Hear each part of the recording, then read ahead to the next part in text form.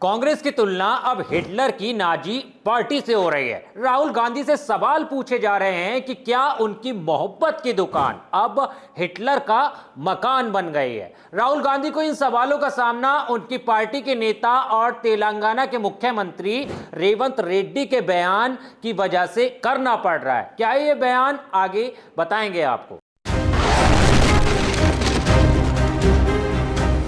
नमस्कार, बोले भारत देख रहे हैं। यहां पर मैं हूं आपके साथ ऋषभ चौहान। कांग्रेस को कटघरे में खड़ा करने वाले इस विवाद की शुरुआत तेलंगाना के मुख्यमंत्री रेवंत रेड्डी के एक कथित बयान से हुई है। आरोप है कि उन्होंने अपनी सरकार की एक एजेंसी हाइड्रा को जर्मन तानाशाह एडोल्फ हिटलर के तौर तरीकों से प्रेरित बताया है।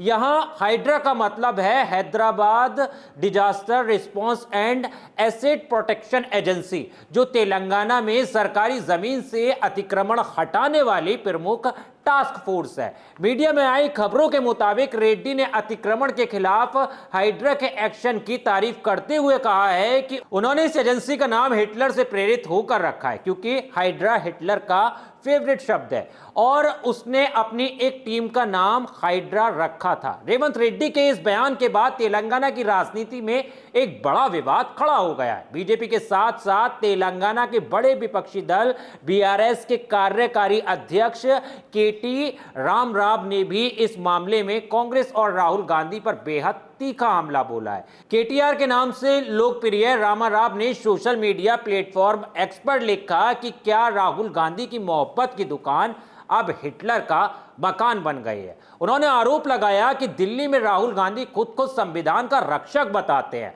लेकिन तेलंगाना में उनकी पार्टी के मुख्यमंत्री हिटलर जैसे तानाशाह की मिसाल दे रहे हैं और राहुल गांधी इस पर खामोश हैं। केटीआर ने कहा कि भारत जैसे लोकतांत्रिक देश के नेताओं को महान राजनेताओं से प्रेरणा लेनी चाहिए, ना कि हिटलर जैसे तानाशाहों से, जिन्हें भयंकर अत्याचार और हिंसा के लिए याद किया जाता है। यही नहीं, केटीआर ने यहां तक कहा कि अगर कांग्रेस रेवंत रेड्डी के बयान को सही मानती है तो उसे अपना नाम बदलकर ऑल इंडिया कांग्रेस कमेटी की जगह ऑल इंडिया नाजी पार्टी रख लेना चाहिए। उन्होंने राहुल गांधी पर तीखा हमला करते हुए कहा कि इस मामले में उनकी खामोशी को रेवंत रेड्डी के बयान का समर्थन ही माना जाएगा और सारा देश ये देख रहा है। रेवंत रेड्डी के बयान पर निशाना साधने वालों में केरल के पूर्व मुख्यमंत्री पिनराई विजयन भी शामिल है। उन्होंने इसे लोकतंत्र का अपमान बताते हुए कहा कि देश की किसी सरकारी एजेंसी को